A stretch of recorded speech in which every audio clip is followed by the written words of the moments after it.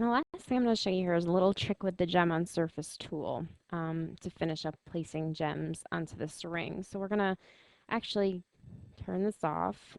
I've job bagged it like 60 times, so don't worry.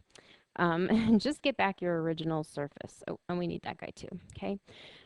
So before you Boolean it, um, go ahead and bring out just the lattice work, and the original surface is going to be easier to do on a single surface instead of a poly surface is the only reason. There's so many things for it to snap to anyway, and I find it just easier. So, okay, we're going to open up the gem loader. We're going to go to the size that you think you might want for this design, about a 2.8 here. And you're just going to go ahead and rotate this. Actually, you can do this from right within gem loader. That'll be more impressive. The on surface option takes you right to gem on surface, and it's going to pick up that gem as the gem to orient to the surface and leave one at F4 for you. Surface to orient to is this green surface, okay?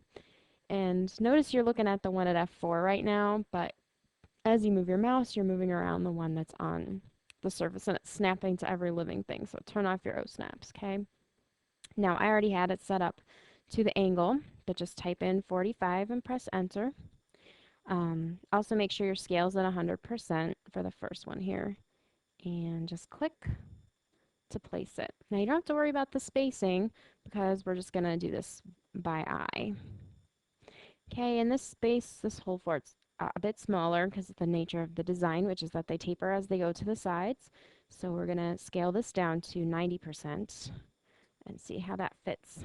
90% of the original size of the stone, maybe 95, so that we don't have any unsightly holes.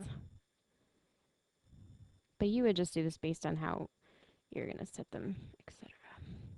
Okay, and because it's adhering to the surface, it's going to fill that spot really, really nicely. And we don't have to worry about how to get these up into this design. Okay, we can size this one down a little bit, 80% for right here, 85.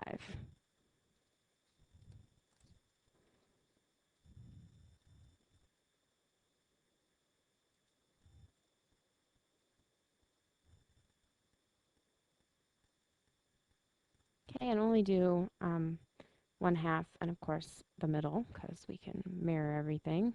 Forget if this one had a gem or not. There's 13 gems total, so 1, 2, 3, 4, 5. No, it doesn't. 2, 3, 4, 5, 6, 7, and 6. Okay, nope, it doesn't. So press enter when you're done. And now we're just going to mirror all this stuff over to the other side. So let's grab them if we can. Turn off some of the extra stuff. Mirror around F4, shift and click, and grab all this and mirror around F4, shift and left click. And you can turn it all back on and see your masterpiece. Okay? Obviously, you don't need that surface back, and you can Boolean union just the same way we showed you how. And now you can make cutters for these and everything. It'll work fine. The other thing you can make cutters for, or however you're going to work on setting them, are the little stones. And, uh-oh, excuse me, that didn't come through. I just sneezed. I usually try to mute those. Sorry. Go ahead and extract an isocurve right at the middle of these surfaces. We're only going to do one because this will take us all day again. So right at the middle of the surface, and join them together.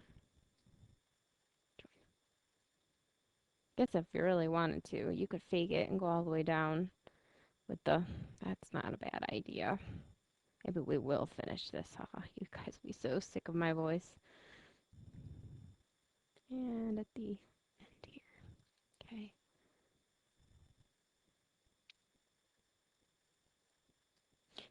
And we'll join, and we'll blend, just because this is easier than doing it a bunch of different times.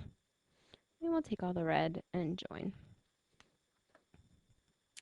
And we'll place this into our gem on a curve tool. It might freak out. It might freak out a little bit. Let's see what this does. And these are obviously much too large, and they're also pointing right now at F4. So we want to choose object, and I think the ones over here might flip out a little, literally flip out. So again, we'll go back to our trusty old original surface and tell them to point down at him. Ah, that's nice to have there. Okay, scale these down, little bitty gems, and lower the spacing so you can get a few in there. Okay, so once you got a little gem layout that you like, press enter. And we'll grab these and go into the prong placer tool. Stick them in the box. And if they come out crazy like mine, I'm not really sure what happened, but if that ever happens, jump into your styles and go, how about that? And apply it. And that'll just give you something to start from that isn't insanity. I haven't really seen it do that since development, so I'm not sure. It's probably me. Probably something I ingeniously thought would be a wise decision that wasn't. Okay, so large prong height and just lower this down. Make it something cute and tiny. All right, and we're going to get rid of those in the middle anyway, so press enter to add them. Wait just a moment while they appear. And then we'll go in, take a look at the ones that are under here. So just ungroup, utilities, ungroup, and get rid of delete, delete, delete, delete. And if there's any gems in there, which I don't know how that happened. I must have already deleted them. And obviously you will repeat that process for one half of the ring.